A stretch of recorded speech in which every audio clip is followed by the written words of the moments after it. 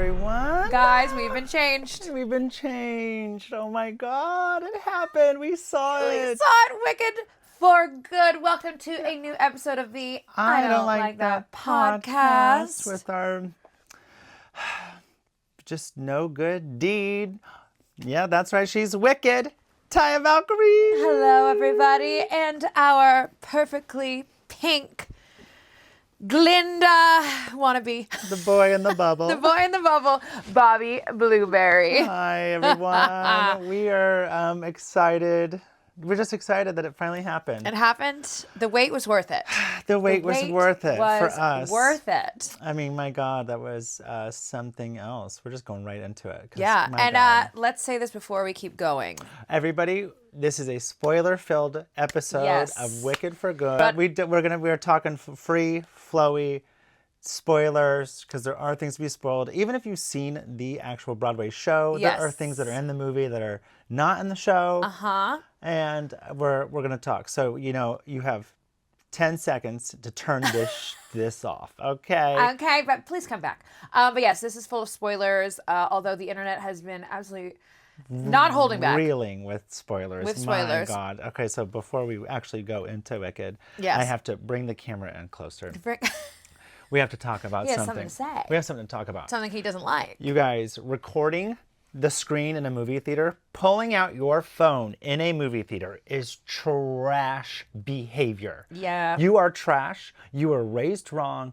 I can't fucking stand you. Also, it's very illegal.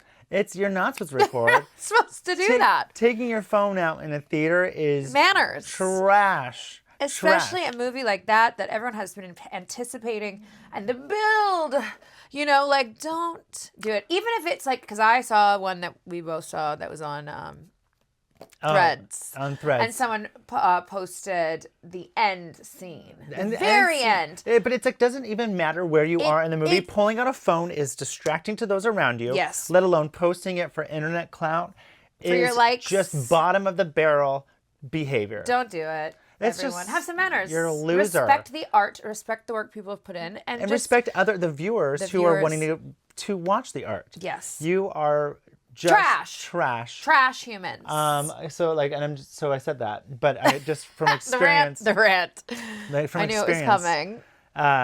Last night, we saw it for the second time, and there I am. We're in for good. The pinnacle of the movie, the pinnacle of the entire show, the whole storyline in these two women, and it's for good. And I am listening and watching.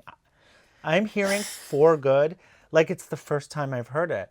When she goes, "I'm limited," it was the first time that I felt it like that. Like, oh my God, in her eyes, Pharaoh's died, and her power and the way that she's going about trying to make change, she's saying, "I'm limited," and I'm like, heavy. And here's for good happening, and then this girl, one row down, 2 seats over, starts checking something on her phone, and it just pulls my eye. Yeah. It pulls my focus. And, I'm trying to do the thing where I'm like, if she was 1 seat over, I would have kicked her chair. I would have. You're ruining it. Because also, David is next to me, and I was like, I hope he doesn't see it. And afterwards, he saw it. It's such an intense movie, and we talked about this right after we saw it, how much we were looking forward to seeing it. Intense and anticipated. And also we were looking forward to seeing it again, because there are so many aspects of it. And every time I've seen Wicked, the first movie, I have noticed something new, to the point where I'm like, how did I miss that? Yeah. So I know that now that I've only seen it once, on Monday, I'm going to pick up on different nuances, different aspects, different colors, different verbiage, everything, seeing it every single time. So stop it, guys. It's crazy. It's 2.5 hours or so of your life. You can put your phone away. And then the internet, and then putting it online for the internet clout, for your little internet likes, for that little ding on your phone or whatever you get. Because you want to go viral. Because you want to. It's opening weekend. Wait, we even waited to have this episode come out. We were like, let's do it on Friday when it comes out. We're like, no. Let's give the people a chance to see it, and we do not want to ruin it for you guys. So yes, this episode, like we said before, is going to be full of spoilers and discussing all aspects of the film and how we felt about it, how it made us feel, when we got chills, when we cried, when we screamed. It's every aspect of the movie, and like you guys know, we have been waiting for Wicked. Wicked. For good for so long. A long time. So here we but go. Before we go into our reactions, I do have to say there's also something going viral online.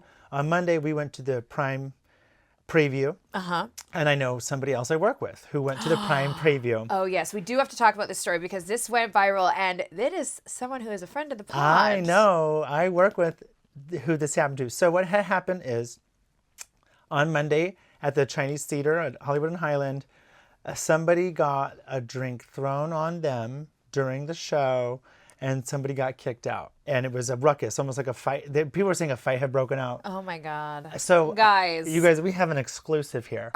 I work with the person who the drink was thrown on. So what happened was my friend was in a row, and there's a person in front of them. And we're, the witches fight, as long as you're mine. These are kind of some of the best parts of the movie. Yes. And everybody on a Monday is very excited. We all were clapping after some of the songs, and everyone was having a great time at our... So during the witch fight, he's also been waiting for the witch fight. And he says something like, yeah, girl, like, just something.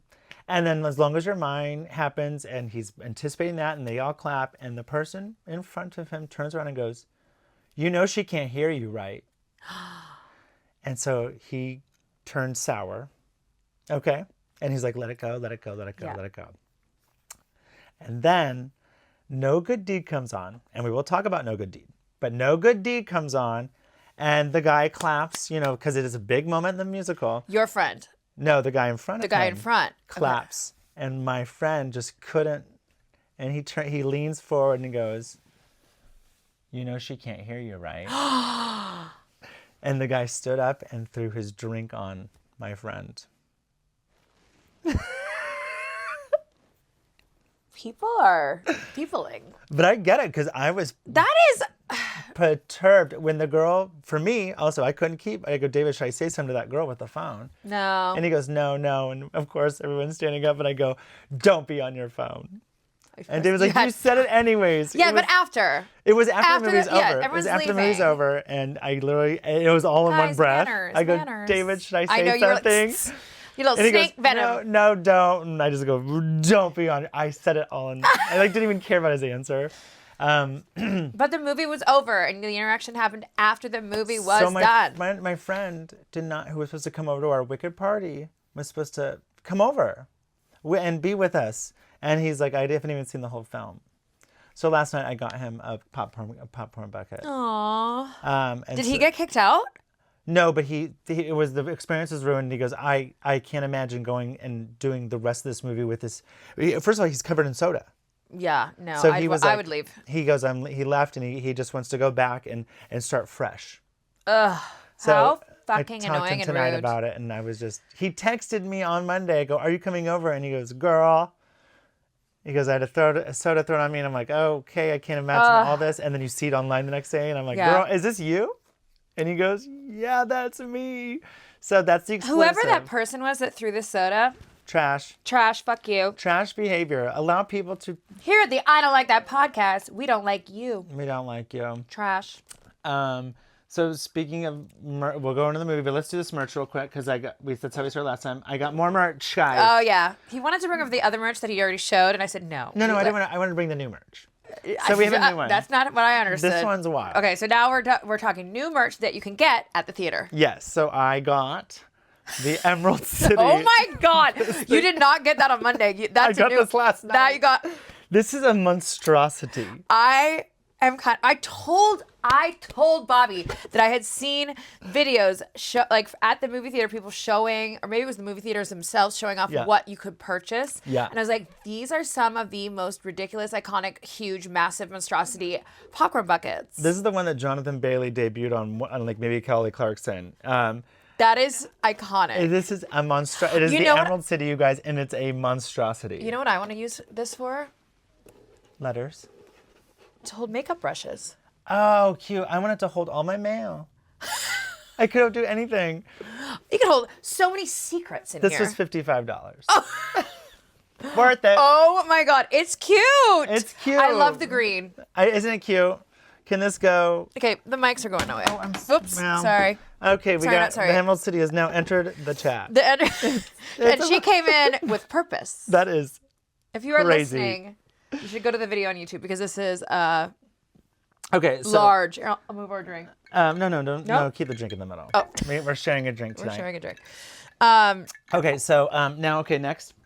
I had to bring this on because you saw it was at the party. David, I didn't know you could order this, but on Amazon, he ordered the Wicked, actually in the movie, both movies, the pop-up book.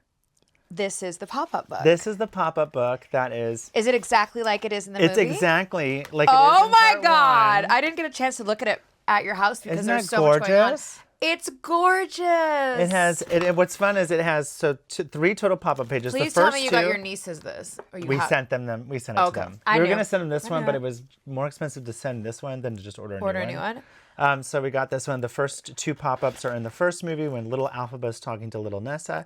And then there's another page.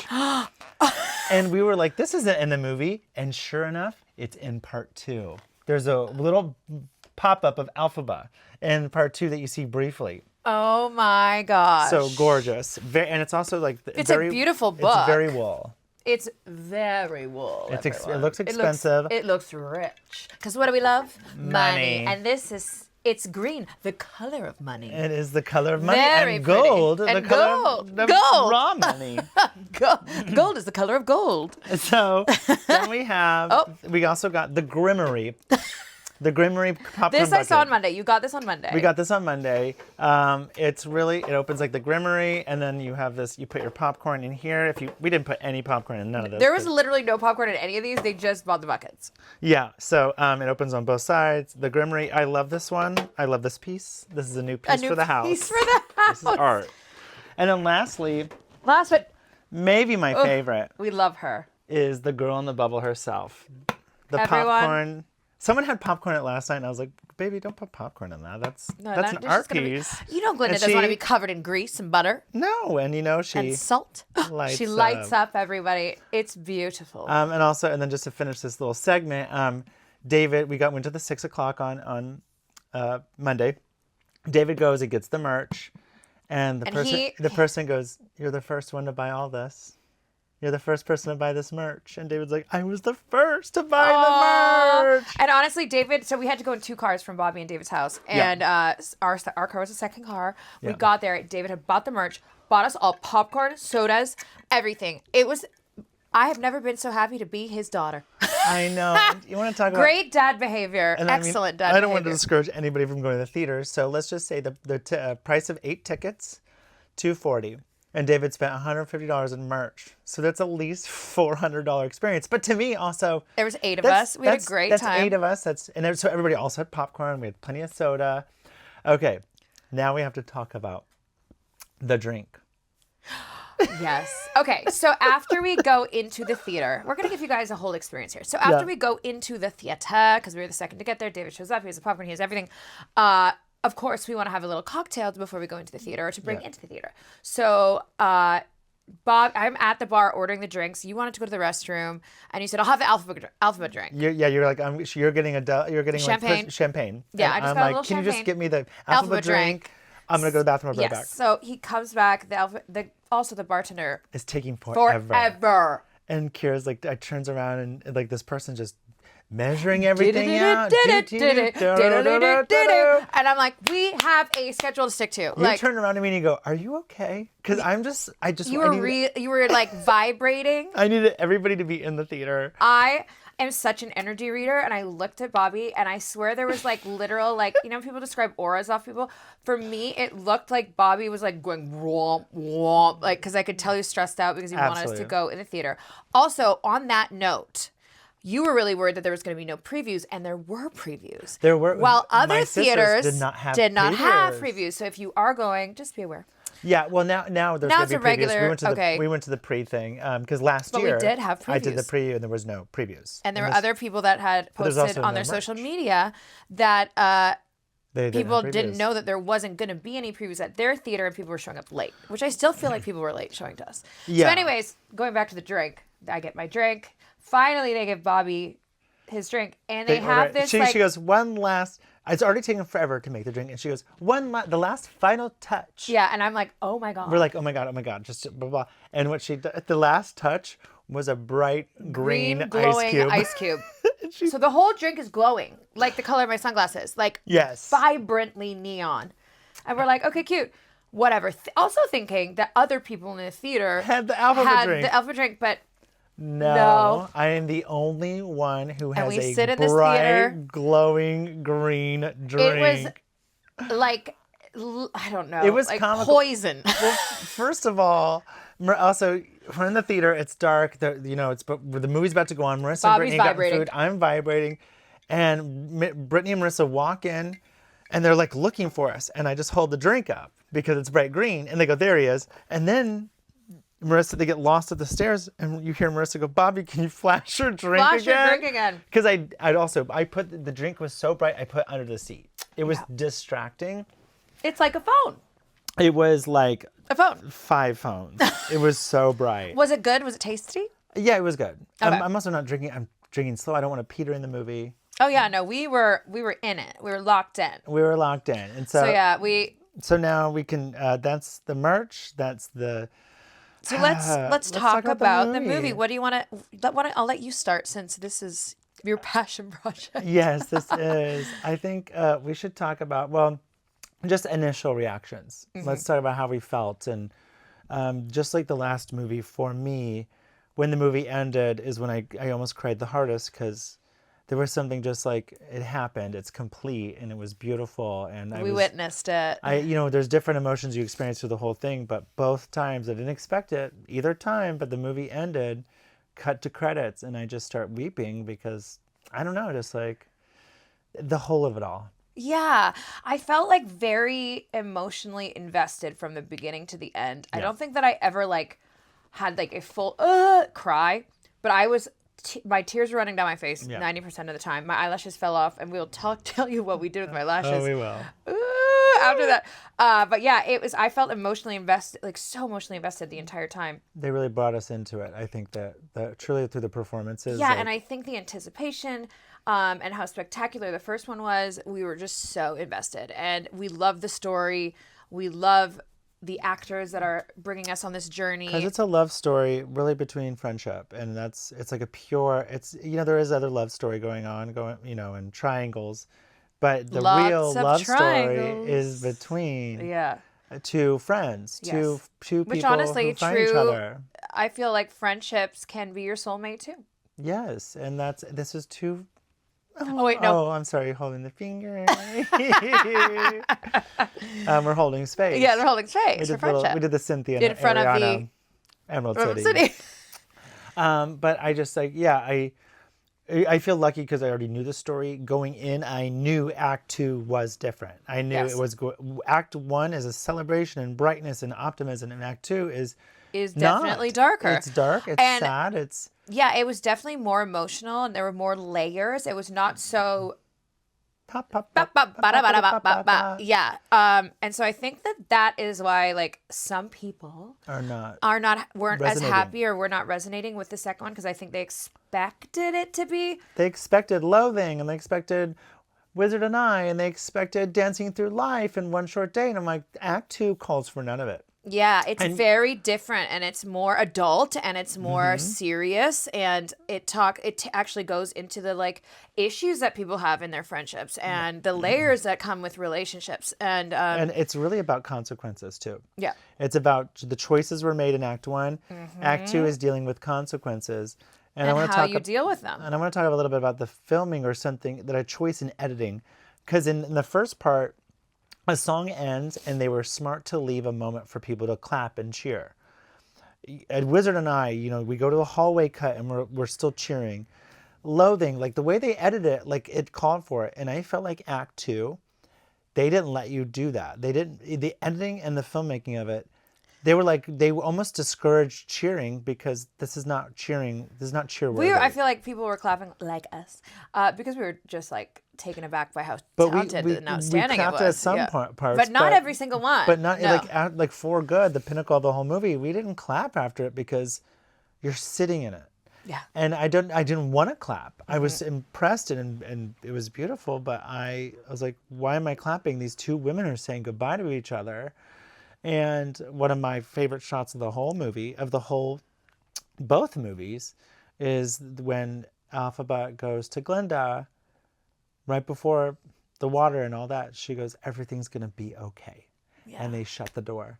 And those two women say goodbye to each other. Is that's some moment when they're on either side of the door? And then both, when the screen is split and the door is in the middle of those two. And they held the shot for too long. The tears were rolling at this point. Yeah, it was... And it was like rewatching it last night. Again, my second time, it was like I really heard her go to her. Everything's gonna be okay, and it's not. Yeah. And you just heard multiple people around the audience just when she goes, everything's gonna be okay, and the way she said it, you hear people in the audience go, oh. Yeah. And then the door shuts. I just did it again. Oh my God! That was one of my favorite shots, and they held it for so long. Because God, I don't know. It's not just those two saying goodbye. We're saying goodbye to those two together too. Yeah, it's like moving on to a new phase in the universe. You know. Yes. And I loved how, with that scene even and at the end of the movie, how they kind of rewind and go back to the beginning of the first movie, and then you really understand. Choices, why Glinda was acting the way that she was, why it felt a certain way and very like almost fake because she was grieving in herself. Because also people talk about the shot of Glinda throwing the fire onto the statue of the witch in the very beginning, and she's angry, right? Yeah. And people talked about what an interesting choice, and I loved that choice, that it wasn't all the things that it could be, that she was mad when she threw that. Knowing that these two are friends. Yeah. And I also say, like, grief, this woman's grieving at that point.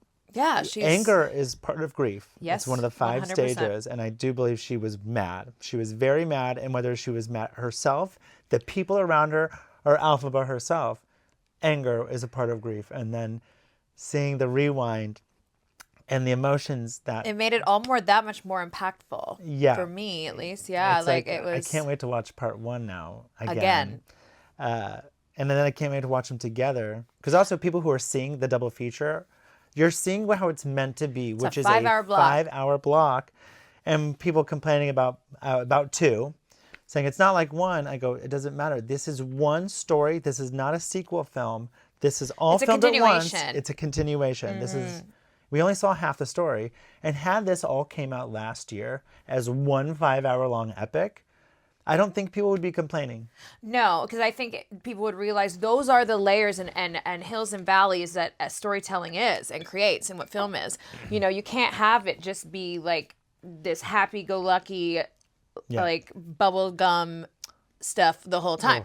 You have to have layers, just like any song, any play, any book, anything. Wrestling, so whatever. And it's just, I feel like if people watched it all together, they would understand that those choices were made for a reason. Okay, so that's going to bring me to this. I just want to talk, what you're talking about right there is I want to talk right now about one of the new songs. Okay. Because it's exactly what you're talking about. I'm actually going to go on record and be like, I am not just a defender of these new songs. I am a fan. I have been listening for the last 24 hours since the album came out. So we're going to talk about the new song, The Girl in the Bubble. And I have the lyrics here for you. Because I want you to hear these. Because, you know, when you're seeing and experiencing a song for the first time, you don't hear everything, you don't pick up on it. Yeah, exactly. That's why I'm like very excited to watch again. And The Girl in the Bubble, because now I can look at the lyrics and I can listen to it at home. And you go, ah. This is a really great song. This is Glinda's moment of when she stops pretending. And there's a part of life that is for everyone here, about being a girl in a bubble, or a person who's almost maturing and going through puberty or going into adulthood or giving up, not necessarily on a dream, but changing just going things. through stages in life. Yeah. So here are the lyrics. I'm going to give you some. There's that beautiful girl with the beautiful life, such a beautiful life built on lies, because all that's required to live in a dream is endlessly closing your eyes. She spins such beautiful stories to sing her to sleep, full of magic and glory and love. She's the girl in the bubble, the bright shiny bubble blissfully floating above. Ah, but the truth has a way of seeping on in, beneath the surface and sheen. And blind as you try to be, eventually, it's hard to unsee what you've seen. So that beautiful girl with a beautiful life has questions that haunt her somehow. As she comes down from the sky, gives the real world a try. Who in the world is she now? Though so much of her wishes that she could float on, and the beautiful lies never stop. For the girl in the bubble, the pink shiny bubble, it's time for her bubble to pop. For the popular girl high in the bubble, isn't it high time for her bubble to pop? Ugh. And also, like, even just the I can't remember what the correct word for this is, but like just being like the girl in the bubble, like we all have like create these lives, and that bubble is like, you know, the image that we set out for into the world that sometimes is not really organically ourselves. And, you know, we're all being protected by this bubble. And eventually, like when people, you know, and she's been fake it till you make it, or lie about their lives, or are on social media and saying all these things, but then you go to their house and that's not how it is, and that's not who they are. Like the bubble is so many, you know, represents so many things, you know? Absolutely. And in this story here, it's like Glinda has been the girl in the bubble and like living this pretend life. This, you know, they show her as a little girl. Yeah. And I just have to say also in the movie, they mirror the first one when Glinda sees little Glinda. When Alphaba sees little Alphaba at the pinnacle of defying gravity, Glinda sees little Glinda here in the bubble. And that little actress did an amazing job. But this is also, from this point on in the movie, this is when she puts on the gloves, puts on the cloak, goes to Alphaba, and then comes back and does all the animal rights stuff and stops pretending to be good and starts trying to be good. Yeah. So I just thought that this was just so beautifully written and needed in the story, and gives Glinda this moment that was missing. I didn't even know was missing. Yeah. Because of the way it ended. And I mean, I don't want to go there yet because we'll go there. But I just wanted I wanted to talk about The Girl in the Bubble. No, I love that song. I think it's... God damn it. And performed beautifully. And the filming, it's all one shot of going through mirrors and coming through mirrors and kind of looking at yourself in the mirror. And it's felt like it went through mirror after mirror, what's almost reflection like it's and what's not. Yeah, not. it's seeing what's real and what's fake, you know? Very much. And it was like the whole song just kind of kept going through reflections and eventually ending on her facing herself in the bubble. Yeah, and I think that we spoke about this right after we saw it, and I said there's so many things in this story, and this story is not a new story. No. There are so many things in this story that were so relatable to things that are going on in the world right now. And even that song is, you know, so many people can relate to feeling like they are in their own bubble. Yeah, and you know, it's let's talk about Ariana's performance, because it is obviously in part one, girl in the bubble, she's up and she's peppy and almost delusional. Yeah, she's just up. Her character is up here, literally in the clouds, in the bubble. Like, and then and that's also in her voice. And when we come back, she becomes grounded. In Act 2, her voice register is lowered. She has become more adult, and I'm so glad they did that, because in the Broadway play, I always noticed that what's her name, Kristen Chenoweth, does this moment, and bridges you crossed, you didn't know you crossed until you crossed. And she goes opera. She becomes more adult in that very line. And Ariana, almost the opposite of Kristen Chenoweth, she went down in register instead of up in operatic. Yeah, there are definitely different through the film how they evolve. If their looks, their voice, their costuming, and we'll get to that too, because I have some notes on how they both, you know, well, let's talk about it. So I have some cute little notes about costuming and makeup and things like that. So obviously makeup and hair through both films matched perfectly and seemed seamless, because both films were filmed back to back, obviously. Filmed as one. It's like not even back to back. These were filmed. These are filmed as one entity, which is the like, whole process, was which done makes all a at difference. once. That's like Lord of the Rings. It's not Dune Part 1 and It's not Avatar 3. And, It's not like when you're watching Stranger Things and now you're going, why does this kid look like he's 25 and he's supposed to be 16, Yeah. So the head makeup artist, Frances Hannon, says Elphaba's makeup actually increases in intensity, which is why she looks different in the second film, as she gains more power throughout the film. Yep. All the way down to her nails. Like they did not miss a beat with any detail when it came to the way that these women and these characters looked. Glinda's makeup was mostly inspired by Hollywood glam, especially by Grace Kelly. She's a public figure now, a leader, and it definitely shows. Ariana even said that she felt the most Glinda in the new purple lavender dress than she did in the pink. So much even that she even created her own limited edition makeup line for her brand REM, which matches that costume. Cute.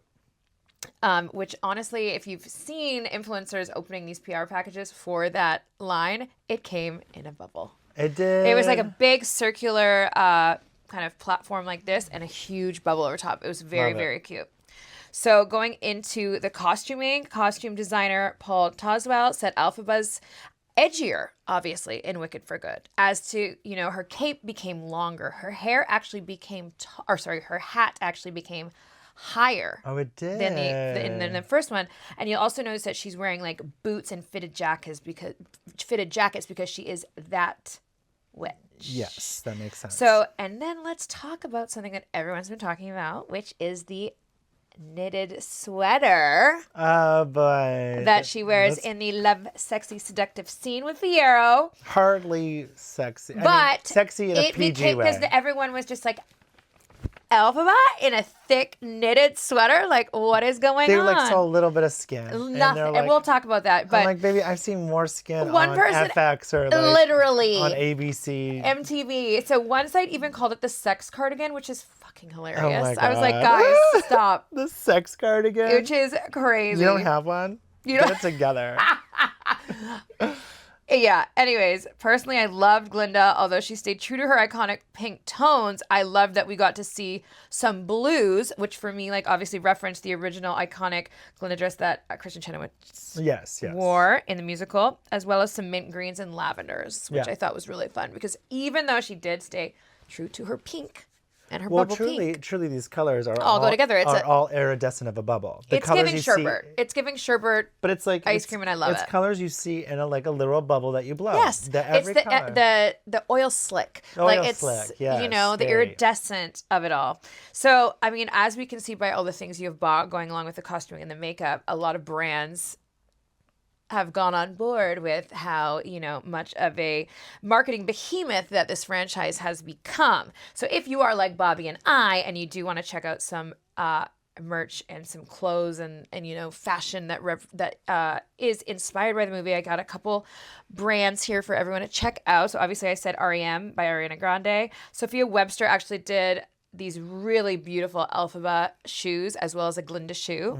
She's known for her high heels that have like a butterfly on the back. So they're very, very, very cute. And I remember looking at her shoes when John and I were getting married because I really loved some of her stuff, but it was a little too expensive at the time. You can get Ariana Grande's fragrance set that has a Glinda and an Elphaba in it. Don't tell me that. You're gonna go buy everything. SC Nails did Wicked nail polish. Wet Brush did an original Elphaba detangling hairbrush. Kristen S limited edition hair product kits. Bubble did a lip balm kit called Your Other Half. Conair did an Elphaba hair straightener. These are, you can go on and on and on with these different brands. Gaines. Everything. Is it the detergent? Is it Gaines? We were talking. Like they put a Wicked label on everything. There's a Gaines. Like if there's a pink and a green, like Pod, I'm buying it. Gotta have it. So with that, even like everyone knows Lush, the brand Lush, they have actually, like bath bombs and stuff. Oh yes. So they actually have 10 different products inspired by the films. Don't tell me that. One of them is called the All Roads Lead to Oz bath bomb, and it's a shape of a yellow brick on the yellow brick road. It's really cute. Need it. Even down to like the most, like you said, like, detergents. Like Olay did a wickedly wonderful body wash. Like everybody is taking advantage of the marketing absolute behemoth craziness that everyone is in on. And guess what? Right before Christmas, gotta have it.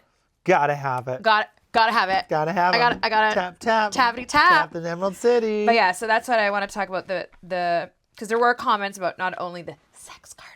Oh, God. But there were comments on like how they looked older or the makeup was like this. And yes, because they are growing into their own as women, as characters. Yes, I'm sorry, Brad Pitt can play a 90-year-old baby.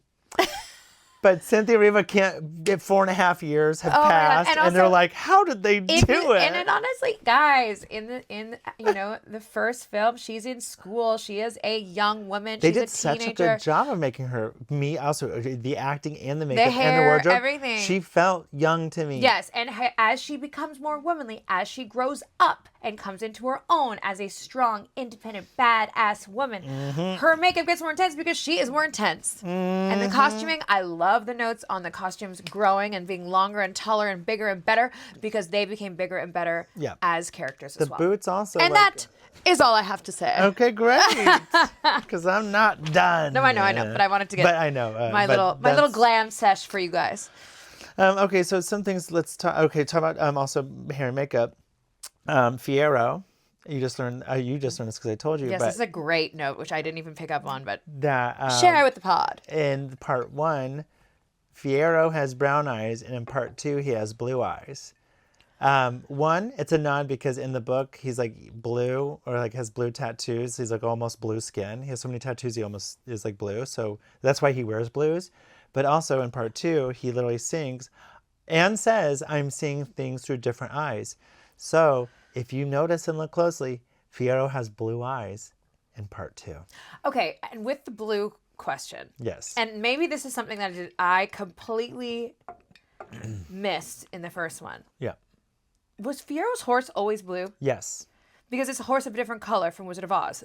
Well, it's a little bit of both. One, horse of a different color, but his was always blue. Okay, but that's all I could think about. And I didn't notice it in the first one. And this one, I was like, the horse is blue. Oh, it's a horse of a different color from the Wizard of Oz. Like, so it's my a brain nod started. To both. That horses can be different colors, but his horse is always blue, and the horse being blue is a nod to actually Fierro's like tattoos from the book. Got it. Yeah. Okay. Okay, so I also want to talk about. There's a complaint about it, like it starts slow.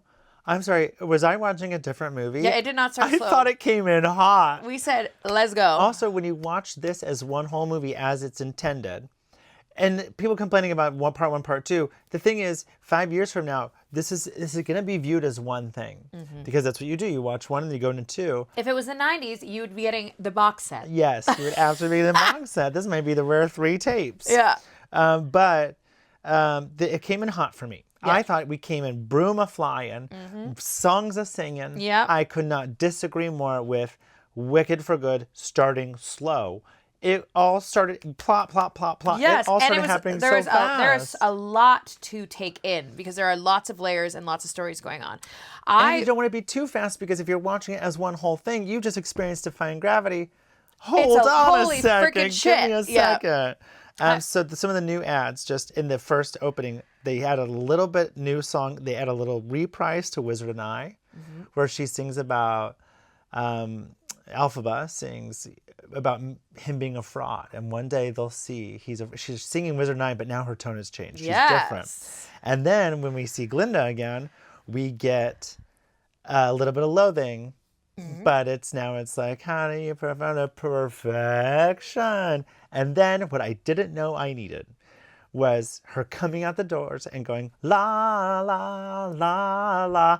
And then the men choir, the men soldiers going, la, la, la, la. I go, I did not know. Living. I did not know I needed to hear men singing the la, la, la from Popular. Yeah, there was that in the beginning was new, and I loved it.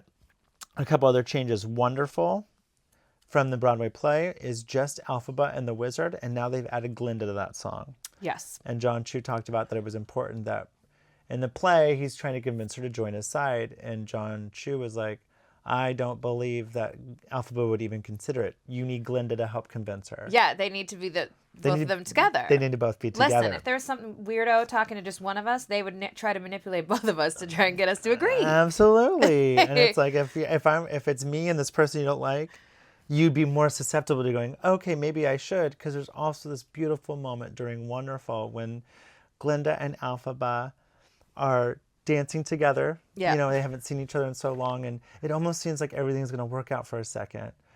And I think both of them believe it. Yeah. They do the little hand wave, and they do the elbow, and I think Alphaba genuinely gets caught up in the moment. They're both, and so does Glinda. Like, oh my God, I can have my cake and eat it too. It's by Glinda. Alphaba thinks she can make change, and there's a sweet moment in there where I think they were like, we did it. Yeah. And then everything, and then here comes the hat, here comes the broom, and she finds about the animals. Oh, so the animals. Let's talk about the animal storyline, right? Because this hits. Oh my God, It hits. It hits hard, and also just the climate of the world, everything. The climate of the world, and just the whole animal storyline, and kind of what's so interesting about this movie. Oh, Dulce Bear showing up. The whole audience goes, I think, so to speak about the storyline of the animals and how interesting it is, because this was written in 1995, the book. The play came out in 2003, and here we are in 2025, and it's just as relevant as ever. Just as relatable. About human rights. It's about human rights. And this really hits on a lot of different fronts, and somehow still feels more relevant than ever. Listen, don't even get me started on the Munchkin family on the train. Girl, because we talk about immigration and just, we also live in LA, which we call Oz ourselves. Yes. And a mixture of cultures and people. And for Aussians, it's, animals and animal rights. And yeah, and I saw Ariana talking about like the different like districts almost, because someone asked her about like where are the different areas, and it just made me think of neighborhoods. You know what I mean? Like Munchkinland being one neighborhood, and like where the animals live or wherever. It just really hit home, and it was very emotional. Yeah, very emotional. I'm sure that people are going to watch it and connect with some aspect of the story, because it is, like you said, it was relevant back when it was written as a book. It was relevant when it came out as a musical, and it's still relevant today.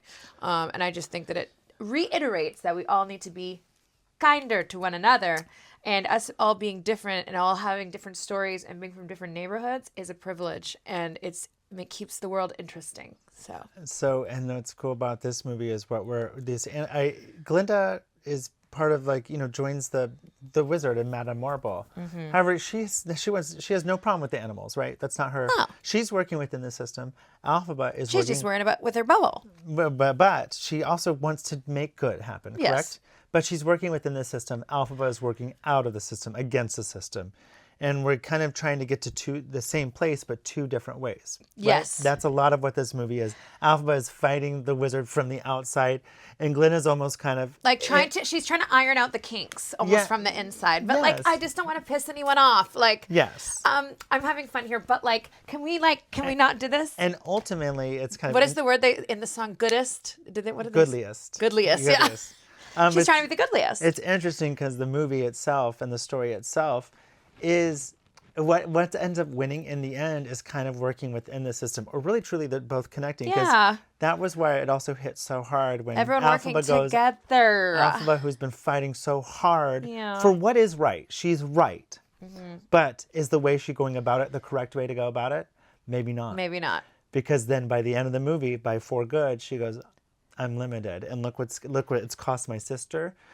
Bach is now the Tin Man. I've lost Fiero. Don't even get me started on the Tin Man. We're gonna get there. So then that when she says Bach. I'm limited, when she says I'm limited in the beginning of For Good, this is the first time I go, oh, I get it.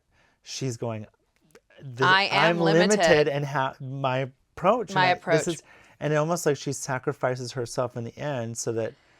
She says, for the greater good. She goes, yes. She goes, someone has to be wicked so that you can be good. Yeah. It just really, again, reiterates like how... okay. Everyone just get along. Are you ready for this now? I want the world to be the goodliest. Now we're going to talk about the other new song. Okay. Okay, I don't know if you're ready for this. Okay. Okay, so this is... Am I ready? Alphaba's song is called No Place Like Home. Oh, yes, this. So we're Ugh. going to talk about this because this has been, I thought it was really interesting the night that we saw our two black friends who were there were like, this song hit so hard. And I'm also like, I don't know if it hit hard for me, but I just like didn't know if I heard it or understood it quite when we're trying to watch Everyone's everything. having different, yeah. But now that I can sit with the song and look at the lyrics. But this song also is something about, I mean, to me, immigration. It's about anybody who's been othered. Yep. You could even say the Jewish have just. I'm trying to think. I feel like everybody who feels like out of place. Yeah, everyone okay? who feels like they're out of place or they don't belong or different. I know I'm going to tell you the lyrics of this song, and I'm going to change one word. I'm going to change the word Oz to America. Okay. Okay. Okay. So here's the new song. Why do I love this place that's never loved me? A place that seems to be devolving and even wanting to. But America is more than just a place. It's a promise, an idea, and I want to help make it come true. Why should a land have so much meaning when dark times befall it? It's only land made of dirt and rock and loam. It's just a place that's familiar, and home's just what we call it. But there's no place like home. Yeah. I'm gonna cry. Don't we all know there's no place like home? When you feel you can't fight anymore, just tell yourself, there's no place like home. When you feel it's not worth fighting for, compel yourself, because there's no place like home. When you want to leave, discourage and resign, that's what they want you to do, but think how you will grieve. For all you leave behind, Oz or America belongs to you. Those who would take it from you spout a lie to sell yourself. You go their way or go. It's them we'll be defeating if we keep on repeating, there is no place like home. God damn it. That song was very powerful. It's so, and what's so cool about that song too, and I thought it's like maybe the second number and really truly full second number in the movie, and beautifully sung and performed by Cynthia. I think a classic melody is put there. Gorgeous. And then you're almost, the camera's pulling back and you're getting about to get the final note of this song. And she's like, there's no place like, and then boom, the Cowardly Lion comes in. This is the first moment we would have clapped in the theater. Like, but nope, it's they took it away. They take it away because this is not a celebratory number. So I just think I have been singing these new songs. Yeah, I have not gotten a chance to listen to it yet after seeing the movie because it just came out yesterday. Of course. As we're recording this.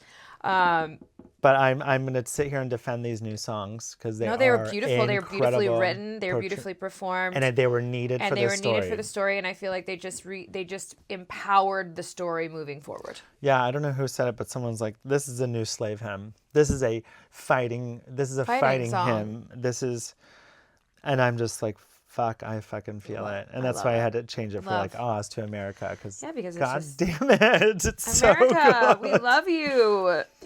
Let's all just get along, please. Thank you. Yeah, America, we love you. And it's like, but, for those who, when you feel like you just can't, like, remember, there's no place like home. And this is our home. Fuck. Okay. Let's Sorry. go. Okay, so it was a lot. As you can tell, we all sobbed during this part of the movie. Okay, so let's have some fun. Do you want to know? You might not have noticed, but during the wedding scene, when all the animals get wrapped and the flying monkeys, there's a quick thing you might not have noticed. One of the monkeys is wearing the jacket they took from Galinda from the first movie. No, I didn't notice that. They take her jacket, and there you can see one of the monkeys is wearing the jacket. I kind of love that. Isn't that cute? He said, "That's mine." He said, "Gotta have it." I'm obsessed. 4 years later, still got it. Still got it. The wizard says, "Oh my lord," instead of "Oh my Oz," like everyone else, because he's from Omaha. Fun little anecdote. Oh, okay.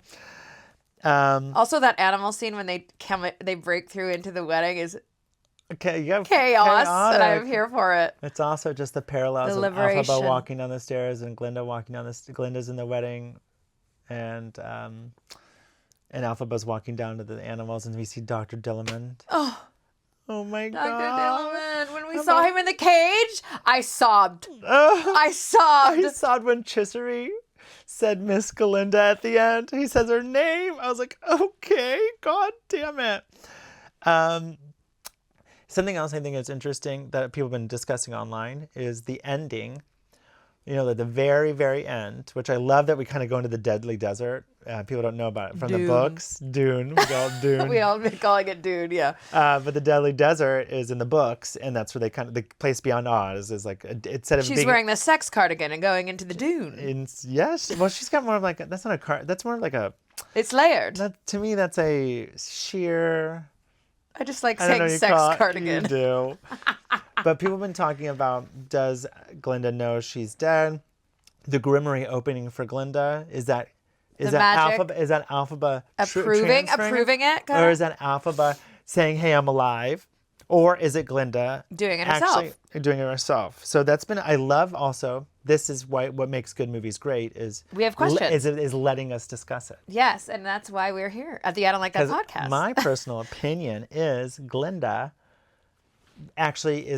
she's actually good now. Yes, I feel like she transformed. I think completely. I don't think that it's Alphaba giving her the power. I think Glinda that earned she the just power herself. Yes, that because she has changed for good, and the essence of magic recognizes her change in herself, and has how she's transformed. That now her power that she always had within her is coming out. Yeah, I think it is exactly that. I think it's that this girl wanted to be. First of all, Wanted to be magical so bad. I wanted to be magical so bad. Yeah. And wanted to be good, and then by the end, she isn't either. She's now just, she's trying to be good. She's not wanting to be good. So now she's actually saying, all of us, she goes, Ozians, all of you, and, brings out the animals. She's actually doing the change. And I think that, and I realized it last night, I had chills, that remember when the very end of the movie, she has the Grimmery and she goes up the tower that they sang Defying Gravity. Yep. And I go to David and I go, this is where Alphaba defied gravity. She wants. This to is defy where, gravity. this is, no, I don't think that's where she went. I think she just went up there. I go, this is where she has to go. She's going to the same place that Alphaba defied gravity, and now she can go do it too. And they're doing it in the same place. And I'm like, oh my God. Symbolism. Oh God. Okay, so something else and then we can freeform and end things. Yes, because I do want to touch on the Wizard of Oz aspects of it. Okay, yes. So I think this is really interesting and really just from my own observations last night is when we get the knock on the little thing, Fiero opens up and Alphaba's alive. Mm-hmm. And Spoiler. Spoiler, she gets up and they're walking out of the room, but hold on one second. She stops. And the hat, looks at the hat, right? Mm-hmm. And you remember this. You want her to grab the hat, right? You go grab it, girl. That's your hat. But she just looks down, takes a breath, and leaves it. She's leaving that version of herself behind. She's leaving that version of herself behind. This version of this imagery that everybody had of her because she's going somewhere new. She's going to Dune. But also she had to leave the hat because she had to leave that version. She says to the Glinda, don't clear my name. Don't do it. Let them think what they think. And that's what's happening in physical form. She's leaving that hat there because she's like... It's like a receipt. A receipt. It's a symbol. It's a receipt. I'm leaving this hat here because I have to leave that version for them to have someone wicked. Again, so that Glinda can be good. Because everyone in the world always wants a villain and a good guy. Like there's there's a hero and a villain constantly. You take it with you, they're going to find someone else. Yeah. To blame. Mm-hmm. They're always going to find someone else to blame. Just like or speculate. Did she really go? Did she? And yes. That's almost like their why exclamation Why would point. the hat be? Yes. Yeah. On the why end would the of hat be that. missing? Where'd the hat go? Yeah. I just thought that was really noteworthy that she left the hat, and I just remember as the first time I watched it, I was like, grab it, grab the hat. Yeah. Don't forget the hat. She said no. She said, don't forget the merch. She said that was so last season. She's like, we're done with this. I'm It's not over. that person anymore. Speaking of Alphabet, before we go into the Wizard of Oz stuff, guys, there's a lot of people online talking about this. Guys. What? The sexy scene between Fiero and Alphabet is so PG and so not, like, it is very appropriate. Guys, there's stuff on TV that anybody can watch at any moment of the day that is so much more graphic than this. People are making a big deal out of it. It's very stupid. I've seen more graphic content on the cover of a magazine at a CVS. On TikTok or Instagram. This was beautifully filmed, beautifully performed, costuming, cardigan and all. Yep. It was great and very tasteful. So do not be scared to bring your children, nieces, nephews, friends to see a movie because my 5-year-old and 7-year-old niece Karen on TikTok said that she thought it was inappropriate. Grow up. Girl, get over it. I thought it was... Grow your hair out, It was Karen. beautiful. I mean, Ariel and Prince Eric kissed at the end of fucking Little Mermaid. Like, it happens. It was nothing. Guys, it was nothing. My God, it was nothing. Everyone's making a big deal out of something that isn't a thing. It was beautiful and it was done very tastefully. So that's all I'm going to say about that. Oh, God, yeah. And now I want to just touch on this before we finish. Because obviously throughout this second film, we see a lot more of the Wizard of Oz characters. Well, that's what it is. Part 1 is before, and part 2 of Wicked it's the coinciding. Yes. So you never see Dorothy's face. You see them walking. You see the back of her. You do see the Cowardly Lion. We do see Bach transforming into the Tin Man, which was one of the hardest scenes for me to watch. It was actually one of the ones that I was like, it really like got me. They did such a good job of it was very dramatic, making him also unhinged. Something that was not necessarily in the play. That the feeling was like when he's mad at Alphaba at the end, when he's like, "I've got a grievance with her." Yeah. That scene made me go, "Oh, this is why he's mad, baby. Yeah. You barely have kneecaps." Like he's pissed, even though she saved her life. And then we get and the Wicked Witch of the East. That is also such a wonderful line. We see that whole scene and the house falling. Also, I mean, obviously I've seen the musical, but the way that they made all of this, like with the Wizard of Oz, like woven into this story, made me really dislike Dorothy. She goes that mulish farm girl. Yeah, I was like, when she stole the shoes, when she did all these things, like all of it made me absolutely loathing towards. That's the fun thing, because a lot of people say, "Oh, hey, she's wearing a dead woman's shoes and dancing around Oz in them, skipping with her new friends." And no wonder, and all of the movie of Wizard of Oz, the witch is like, "Give me the shoes." It really cemented why she wants the shoes back. She's not saying, "Hey, I'm going to kill you, little girl." She goes, "Give me the shoes. Give me the shoes. Give me the shoes, baby. Give me the Louis." And then we get introduced, obviously, to who is the Scarecrow. Yep. It's a little jarring. Ooh. On the face was a little close up, but the face was a little close up. But there's somebody also said that it almost looks like the next book is called Son of a Witch, which I think is about Fiero and Alphaba's son. And the drawing on the front of the book, the way it looks, it's almost like a reference to the way the book looks. There's a lot of references happening. But yeah, I thought it was great. I literally saw today that there were all these articles saying that there is already other installment in the works. Winnie Holtzman might be whatever, but of course, because there's success, they want to continue. It's not going to be Wicked 3. It's going to be a continuation of the stories of the books. And they said this section is over. 15 Oz books from 1901. But this section is over. Think about Star Wars. Think about the Marvel and all this kind of stuff. They're little pockets of storytelling within a giant universe. So I'm very excited to see what they do next. I need to know. I need to know what's going on. I know, because Ariana said these characters aren't gone. The characters are alive. But again, it's like Barbie, leave it. Like Wicked, I don't leave it. But I feel free to explore many other aspects of Oz. Yes, I definitely think we're going to see more Wizard of Ozzy storytelling on that side of the, Well, because they did it successfully. Because they did that great and powerful Oz movie, which was not very successful, not well done, not a hit. They didn't have popcorn buckets. Nobody wanted to go back there. I don't think popcorn buckets really just started taking off after Dune. which, Alphaba could be in Dune. We don't know. And Glinda will return in Avengers Doomsday. And maybe in the Barbie movie. Dune and Doomsday came out the same year, is what I heard. But yeah, I think that it was a great movie. I had so much fun. I cannot wait to watch it again. I'm so glad that I got to share this experience with you, and we got to talk to all of you in the I Don't Like That podcast universe about our love for the movies, our love for musicals, for storytelling, and I think they did an excellent job. So if you have not seen it and you are listening to this, even though we told you not to, yes, go watch the movie. Go watch it again, and I really can't wait to have it all in once. I think I'm not able to do that until I get back from my trip. I want to do that. I think around Christmas time they'll probably do a double feature again. They're doing double features now, but I just maybe really we'll have a watch loved party, it, and I'm really satisfied, and I thank everybody involved. I mean, also before we go, I think Ariana is going to win the Oscar. Yeah.